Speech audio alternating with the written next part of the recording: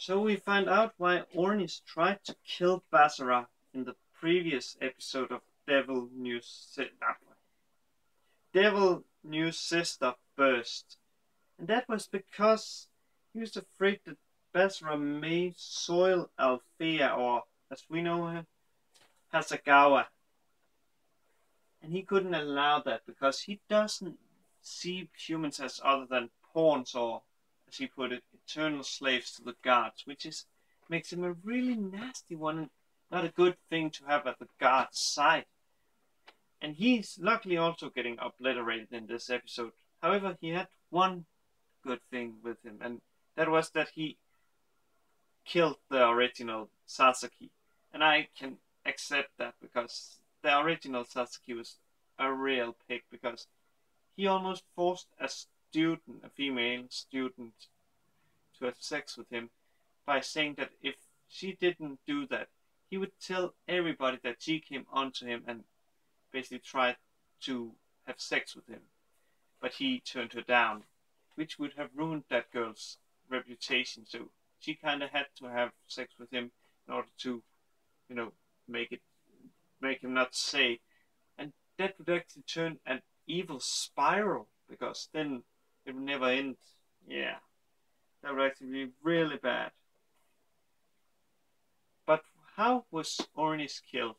He was killed by Althea because he tried to kill Basara with an attack that he thought she couldn't block because she had to give up, or had a seal put on her that limited her power, because not all the gods agreed that she should get down to Earth and keep an eye out for Basara and ensure that he was kept safe, because he has the blood of the strongest Valkyria, as I understand the translation, in him, Brunhilde, which is funny enough also his sword. So did his father Jin have sex with a sword? That's some interesting hentai. We need some Devil New Sisters, or sword, or whatever spin-off where we see that. And it's also implied that there is another one that shares the blood of Brunhilde, and I don't know who that can be. If it is Mio, then we have then we can get nasty stuff like Yatsugawa no Sora, and people who has watched that know what I'm talking about. I think it's the last 3 episodes that's really nasty. But yeah. But as I was saying, Hasagawa, she has like a seal that limits her power, and she's only allowed to use her full power if it is to protect what's it called, Basara, else she isn't allowed. So she basically blocks the attack of Ornis and kills him, like obliterates him totally, as I already have said. And then she gives his soul to Brunhilde as payment, because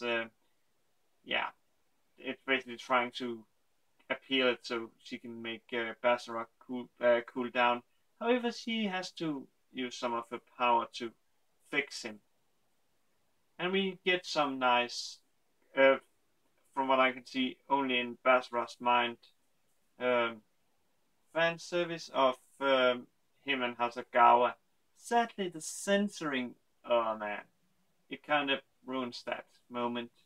And it sadly doesn't look like anyone in the West are gonna see the uncensored goodies, because the only one that has the license for the first season is Mad Men in Australia, and I don't see them releasing anything, or at least I couldn't find anything on their website about this. So we may never see a really uncensored version, which is really sad. But it isn't the only fan service we get in this episode. We also get a nice fan service when Basara gets home with Mio, Mio, Yuki, Kurumi, and Maria. However, let's say like this, it could have been really nasty if the sister of Maria, Rukia, hadn't shown up and told Mio that she was asked to come to the demon realm and on this date, and say yeah.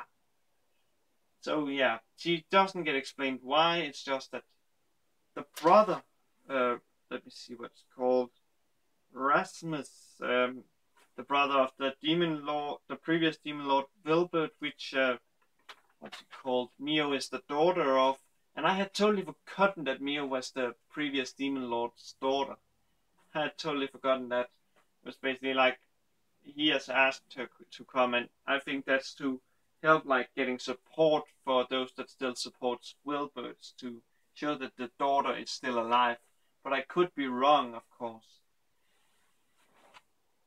But we also see something from the other side, or from when I say the other side, I mean the demon realm, because we haven't seen much from the guard side, and they are also new, so we may not see a lot of them. But we basically find out that the council of demons, they are like wanting to use some relics that isn't like totally safe, and they want like Leonard, you know, the guy that we saw in the first episode, to use it. However, he doesn't feel like using it. He wanna wait until they have unlocked it, and there's this demon, which I first thought was a girl. However, it turns out to be a boy called Luca, and he's the only one that Leonard trusts. That basically, when I mean trust, it's like he trusts that he is not gonna like do something with the relic, so he can basically destroy him. That's why it's very important that he sleeps and not like work himself to death.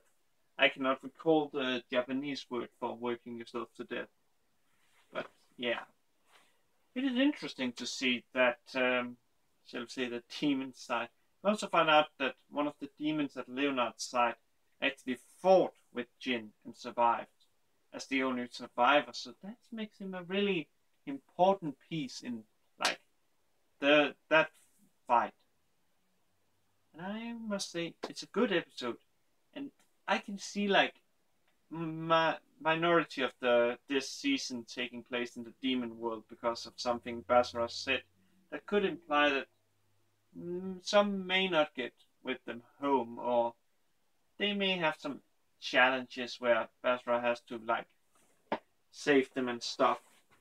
He always does, but you know what I mean. Like maybe let's say like this: Maria gets kidnapped, and he has to save her and stuff, and that leads to maybe Yuki getting kidnapped, etc., and stuff.